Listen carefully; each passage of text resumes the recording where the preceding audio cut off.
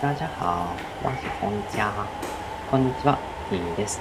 今回は初めての海外一人旅ということで、台湾に行ってきました。実は数年前からずっと行きたかった台湾に行くことができるので、今回はですね、台湾の魅力をお伝えしようかなと思います。その日はですね、空港に前乗りしています。朝の飛行機なので寝坊が怖すぎて、一晩空港で過ごすことにしました。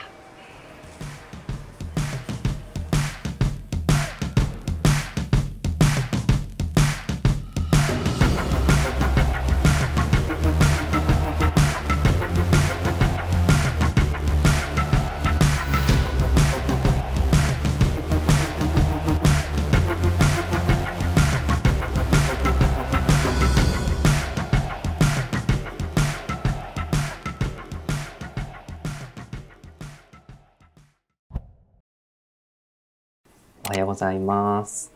ちゃんと起きれたんですが、寝ている間に手を蚊に噛まれて、ずっと旅行中は痒かったです。海外旅行自体はですね、5年ぶりで、以前は上海に行ったことがあります。少し搭乗まで時間があるので、コーヒーを飲みながら時間を潰します。結構早い時間から入ったので、この搭乗前のフロアで1時間ほど待っています。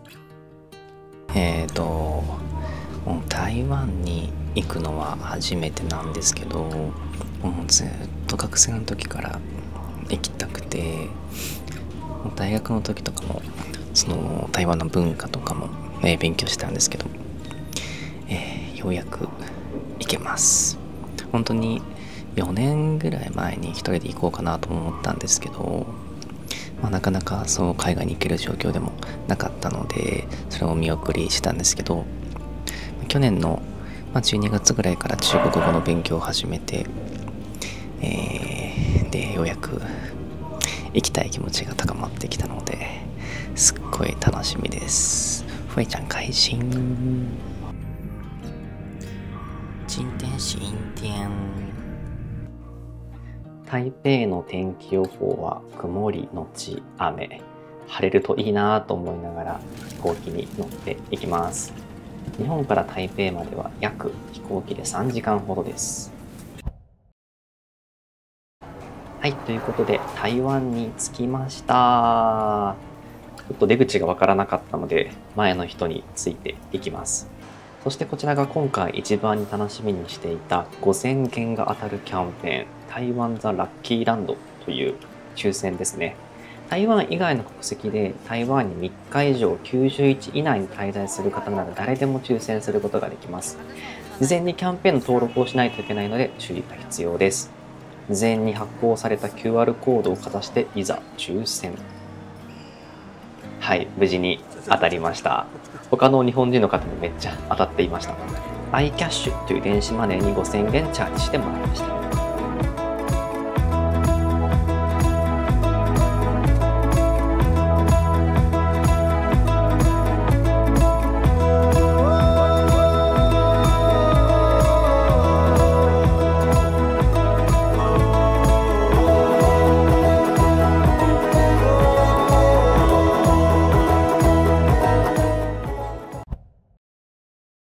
まずやってきたのは中世記念堂です。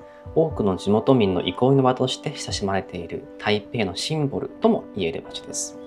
中世とは中華民国初代総督であった蒋介石の本名を指しており、1975年4月5日に亡くなった蒋介石に対する追悼の意を込めて建てられました。そしてこちらでは衛兵交代の様子も見られます。毎日9時から17時まで衛兵は1時間ずつ交代で蒋介石像を護衛します。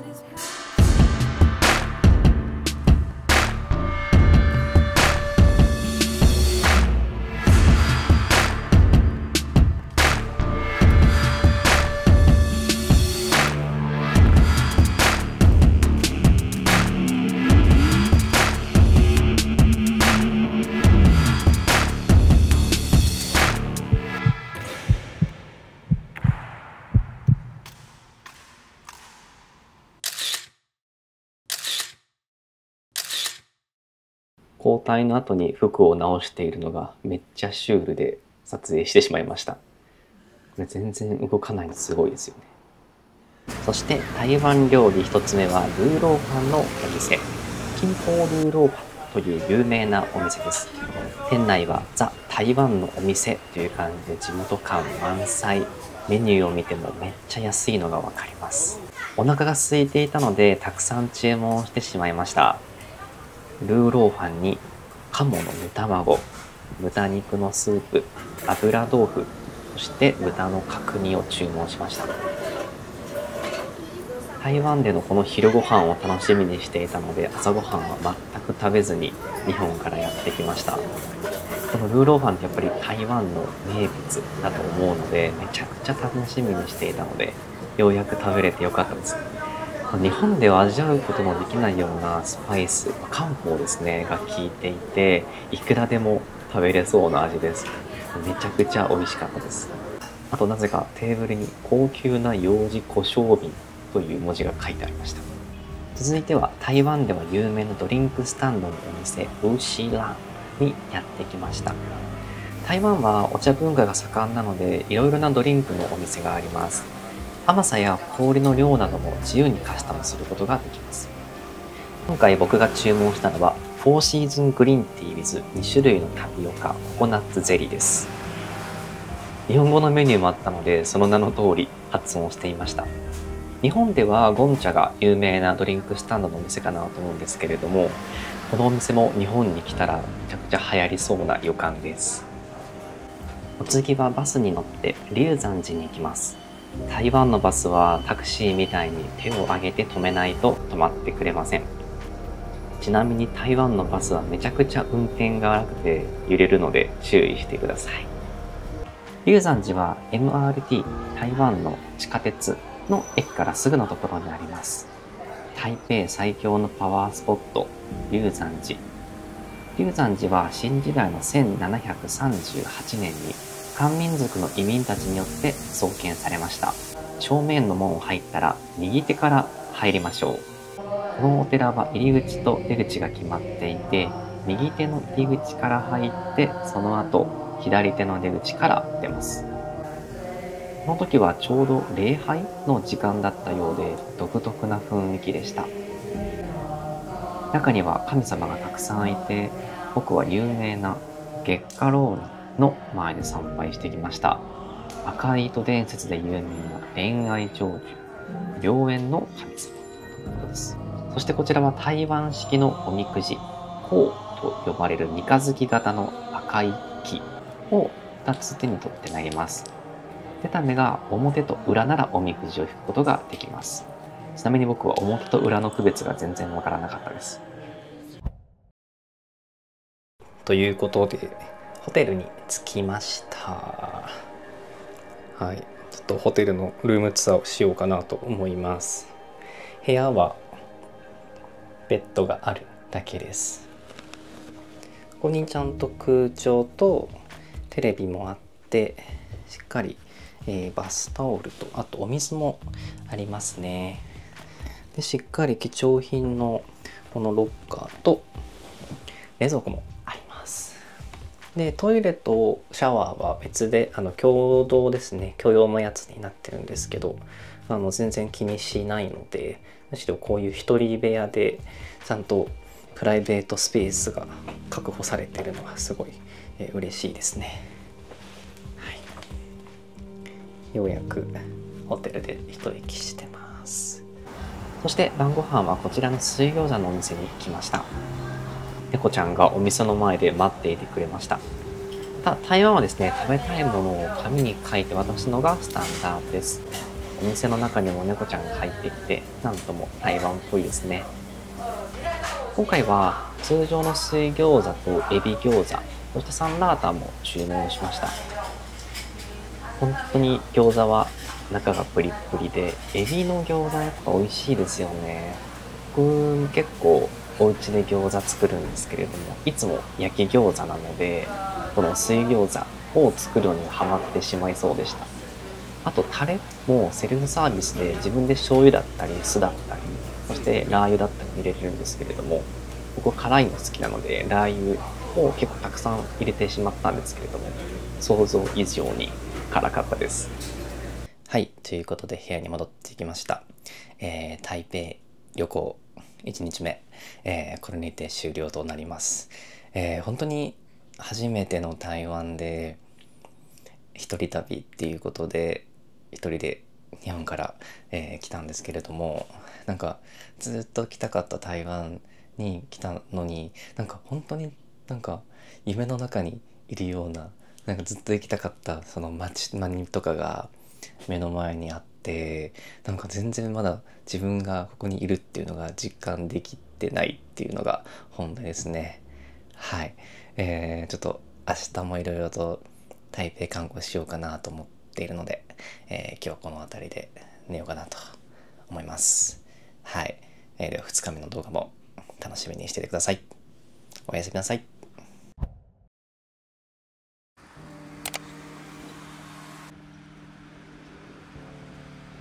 早上好。おはようございます。台北旅行2日目です。ちょっと今から朝ごはんに、行くんですけれども、ちょっと時間があるので、ちょっと台北の街をちょっと散歩しようかなと思ってます。めちゃめちゃこの感じ良くないですか？なんかこの辺の看板の感じとかめっちゃね、台湾っぽくていいですよね。すごい好きです。で今は、5月なんですけど、結構暑いかなと思ったら、割と今は運よく涼しいですね。最高気温は27度ぐらいになるっぽいんですけど、今朝涼しくて長袖がちょうどいいくらいですね。で今日天気は曇りです。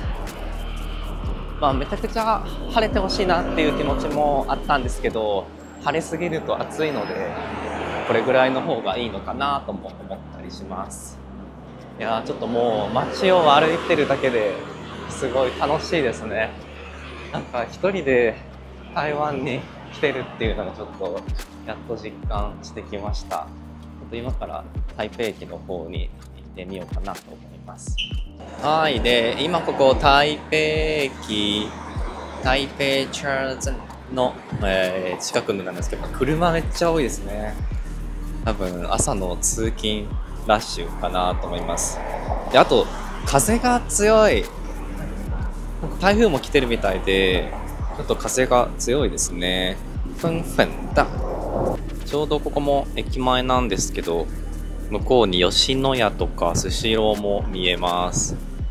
あとめっちゃくちゃやっぱバイク多いですね。台北駅です。めっちゃ大きい。こんな感じです。さすが台湾の中心ですね。街中にありました、こんなんが。面白い。なんかいろんなシール、ワンピースとかありますね。シールというか、なんかバーコード。ゴミみたいなものなんですけど、ね、これだけいっぱい貼り付いてると、これで芸術に見えますよね。2日目の朝ごはんはこちら、フーハンドージャンという朝ごはんの有名なお店です。朝5時から開いているんですけれども、僕は8時頃に着いたんですけれども、ご覧の通り長蛇の列でした。店内はですね、いろいろな国の方から観光客が来ていて、こういう風にお店の中で朝ごはんを作っている様子も見ることができます。僕が注文したのはシェンドージャンとダンビンというどちらも名物メニューです。このシェンドージャンは少し塩辛い豆乳スープの中におぼろ豆腐が入っていて、エビ出汁が効いた優しい味です。このダンビンは台湾の朝ごはんの定番、卵クレープのようなものですね。辛いソースをかけて食べてみました。台湾の方は朝ごはんをとっても大事にしていて、こんな美味しい朝ごはんが食べられるのがすごく幸せだなっていうふうに感じました。続いてやってきたのは国立呼吸博物院。僕が一番楽しみにしていた場所です。フランスのルーブル、アメリカのメトロポリタン、ロシアのエルミタージュと並んで世界4大博物館の一つにも数えられています。ここには世界一有名な豚の角煮とも言われている肉型石も展示されています。残念ながら今日は世界一有名な白菜、翠玉白菜は出張中でした。